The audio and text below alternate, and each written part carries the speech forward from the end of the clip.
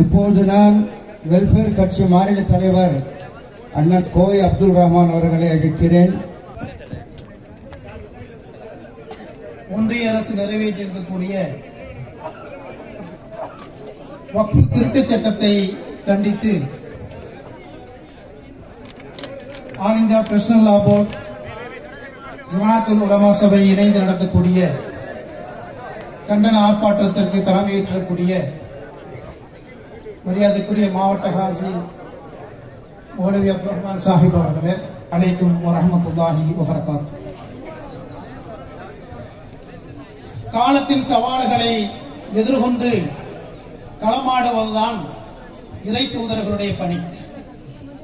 அந்த இறை தூதர்களின் வாரிசுகளாக இருக்கக்கூடிய உலமா பெருமக்கள், அவர்களுடைய ஜமாஅத்துல் உலமா சபை, ஒன்றிய பாசிச அரசு தொடுத்து விட்டிருக்கக்கூடிய சவாலுக்கு எதிராக இன்றைக்கு நாடு முழுவதும் களமிறங்கி இருக்கிறார்கள். சுதந்திர போராட்ட காலகட்டத்தின் போது தங்களுடைய இன்னுயிரை ஈந்து இந்த இந்தியாவிற்கு, இந்த தேசத்திற்கு விடுதலை வாங்கி கொடுத்த உலமா பெருமக்களுடைய தலைமையில இந்த சுதந்திர போராட்டமும் நிச்சயம் வெல்லும் என்ற நம்பிக்கையோடு உலமா பெருமக்களுக்கு என்னுடைய நன்றிகளை தெரிவித்துக் கொள்கின்றேன். என்னுடைய ஒரே முதல் வேண்டுகோள், வக்ஃப் திருத்தச் சட்டம் என்று தயவு செய்து யாரும் இனி கூறாதீர்கள். அது திருத்தச் சட்டம் அல்ல, அது திருட்டுச் சட்டம்.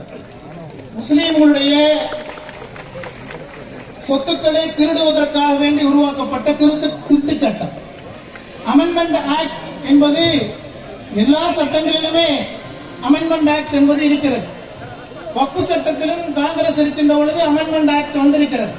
ஆனால் இப்பொழுது வந்திருக்கக்கூடிய இந்த ஆக்ட் இருக்கிறது, இது அமெண்ட்மெண்ட் ஆக்ட் அல்ல, இது திருட்டுச் சட்டம்.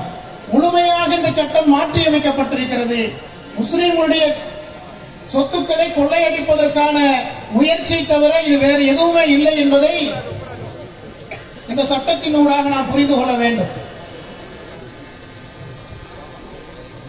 இந்த சட்டத்திற்கு ஆதரவாக கூட சிலர் பேசுகிறார்கள்.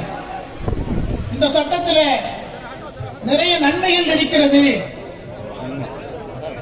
ஆகவே இதை நாம் முழுமையாக ஆய்வு செய்ய வேண்டும் என்கக்கூடிய வாதத்தை வைக்கக்கூடியவர்கள் இருக்கிறார்கள். நான் ஒன்றைத்தான் அவர்கிட்ட சொல்லிக்கொள்ள விரும்புகிறேன். ஒருவேளை சில நன்மைகள் இருக்கலாம், ஆனால் கையிலே தொழுநோய் இருக்கக்கூடிய, கைகளிலே புழுக்கள் பூத்திருக்கக்கூடிய ஒரு கையிலே அடையார் ஆனந்தம் அவருடைய ஸ்வீட் இருக்கிறது, அகமது காஜா ஹோட்டலில் மக்கன் பேடா இருக்கிறது என்பதற்காக வேண்டி யாரும் எடுத்து சாப்பிட மாட்டோம். அந்த அளவுக்கு கேவலமான புத்தி நமக்கு கிடையாது. அதே போலத்தான் பிஜேபி கொண்டு வந்திருக்கக்கூடிய, பாசிச பிஜேபி கொண்டு வந்திருக்கக்கூடிய சட்டத்திலே சில நன்மைகள் இருந்தாலும் அந்த சட்டம் முழுமையாக முஸ்லிம்களை வேறறுப்பதற்குண்டான ஒரு சட்டம் என்பதை நாம் உறக்க சொல்ல ஆசைப்படுகின்றேன். இந்த இந்தியாவிலே கோல்வாக்கருடைய சித்தாந்தத்தின் அடிப்படையில் முஸ்லீம்களை அடையாளமற்றவர்களாக ஆக்கக்கூடிய, முஸ்லீம்களை இந்த நாட்டிலே ஏதிகளாக அகதிகளாக மாற்றி வைக்கக்கூடிய, முஸ்லீம்களுக்கு நிலமற்றவர்களாகவும் அதிகாரமற்றவர்களாக மாற்றுவதற்குண்டான அந்த இன அழிப்பு திட்டத்தினுடைய தொடர்ச்சிதான் இப்பொழுது உருவாக்கப்படக்கூடிய இந்த வக்ஃப் திருட்டுச் சட்டம் என்பது. ஆகவே இந்த சட்டத்தினுடைய திருத்தங்களை குறித்து விவாதிப்பதற்கோ அதை குறித்து விரிவாக எடுத்திருப்பதற்கோ எந்த தேவையும் கிடையாது. இது முஸ்லிம்களை அழிப்பதற்காக கங்கணம் கட்டித் தரக்கூடிய சன்பர்வார் சனாதன பாசிசவாதிகளை இருக்கக்கூடிய இந்த சட்டத்தை முழுமையாக நாங்கள் நிராகரிக்கிறோம். இதில் திருத்தங்களை, நாங்கள் மாற்றங்களை கோருவதல்ல, இது முழுமையாக நிராகரிக்கப்படக்கூடிய சட்டம். இந்த நாட்டிலே முஸ்லிம்களை கருவறுத்துக் கொண்டிருக்கிறார்கள். வட இந்திய முஸ்லிம்கள் இன அழிப்பினுடைய, இனப்படுகொலையுடைய அந்த ஓரத்தில் இன்றைக்கு நின்று கொண்டிருக்கிறார்கள்.